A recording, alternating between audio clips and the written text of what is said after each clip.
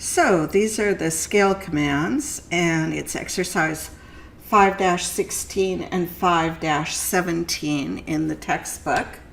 And scale basically resizes an object or objects by a scale factor, and it can either go bigger or smaller. So in this case, we want to change this by a scale factor of 0.5, which is half, and this by a scale factor of 2, which is double. So our scale factor, our scale tool is right here. Okay, you can also type SC for scale, and then select what you want to scale. And then when you've finished your selections, you're going to enter to say you've finished your selections, and then it asks you for a base point. I'm going to select the midpoint right here, and then it asks you for a scale factor, and I'll say 0.5 for half, and that shrunk it by half. And then I want to repeat that to do this one, so I'll right click, go repeat scale, scale factor, enter, base point, and scale factor of 2. So that's double. So that's the first exercise.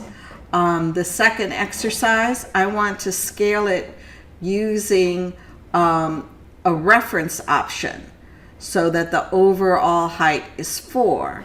So again, if I measured the distance looking at the units from here to here, it says this is 3 inches. All right, and if I measure the distance from this quadrant here to the midpoint here, I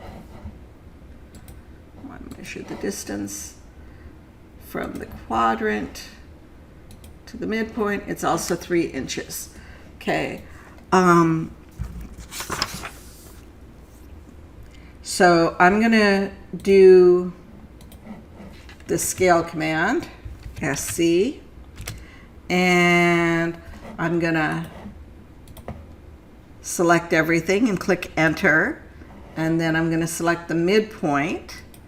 And then notice I can do a copy or I can do a reference. I'm going to do a reference.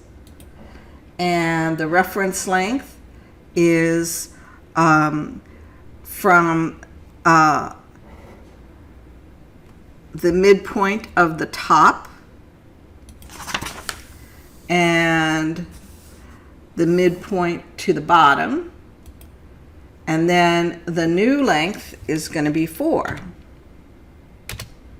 Okay, so now if I measure it from here to here, it's 4 inches. So it automatically created, used the existing value to give me the correct length that I wanted. All right, and so those are 2 different ways you can do the scale command.